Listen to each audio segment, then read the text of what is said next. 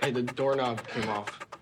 What, you broke it? Of course he did. Is that how you open a door in your house? I mean, you just... No, it was... You guys, I think this is the escape room. What? What? Hold on, it's starting right now? Yes! Each of the set is almost the nemesis in the film. The journey that these rooms go on, one of them tries to crush you, one of them tries to burn you, one of them tries to drown you.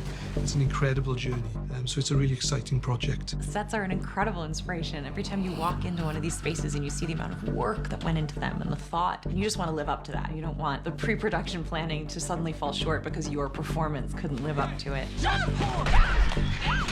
Ed brought so much to the table because he's just so inveterate and he's done so many movies. Ed Thomas was on the ground well before I was, crewing up and getting his battalion of amazing technicians behind him. Adam's previous films are quite scary, so I think he's very good at creating that sort of very menacing, claustrophobic environment. Where's the clock? I don't see the goddamn clock! The sets help the performance. Our set designers did such an amazing job with all of them. Everything is safe. So you become very intimate with the space and with the elements at play in there, and it really does take on a life of its own.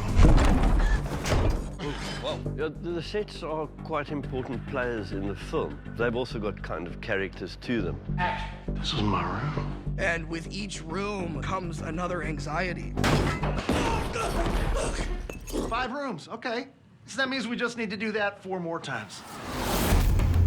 We are in our ice room, which, as you can see, is a winter wonderland. It's like Narnia. Are we outside? So the ice room was a real challenge. it's the biggest set that we did, but to find the amount of trees to populate it was quite interesting. The whole room is ice. The conceit is that the puzzle makers have built a giant tank, frozen, and the side is paneled with refrigerator panels. I was keen that that room, in all of the rooms really, that they were real, that I wanted it to look like a fridge. When I first walked in, it really feels like you're outside. You have these huge pine trees, and so you really kind of feel transported to a whole different space. We should look for clues. Mark Spicer, our DP, said, you know, look, we need to bring in some atmosphere and create some fog. And the fog was basically like a giant fishbowl where we're breathing in this horrible atmospheric crap for days on end. But it looked amazing.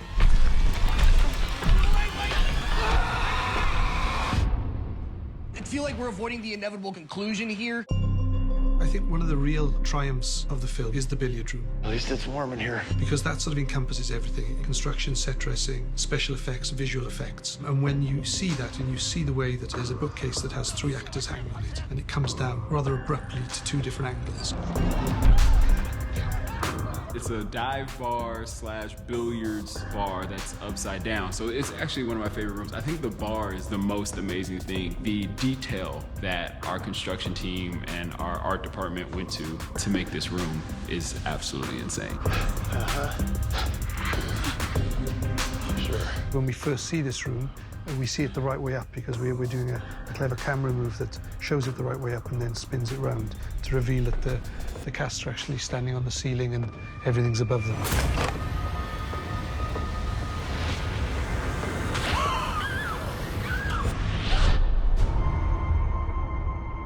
So the tile room was scripted as exactly that, a tiled room that basically when you looked at it, your eyes started to go a bit mad and the patination started to get all a bit churned up. In the tile room, how do you create a hallucinatory experience? How do you create almost nausea in an audience? Well, Ed pitched a giant rotating Lazy Susan and suddenly the set was going to rotate.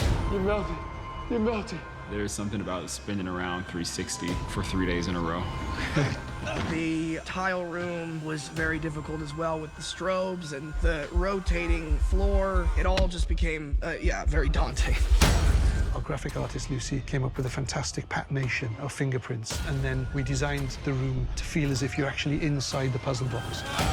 This is a movie about architecture and about spaces. So as much as we could, we did 180-degree pans. We showed the entire room. And so it was important to us to really make the audience feel like they were in a box each time they got into a room.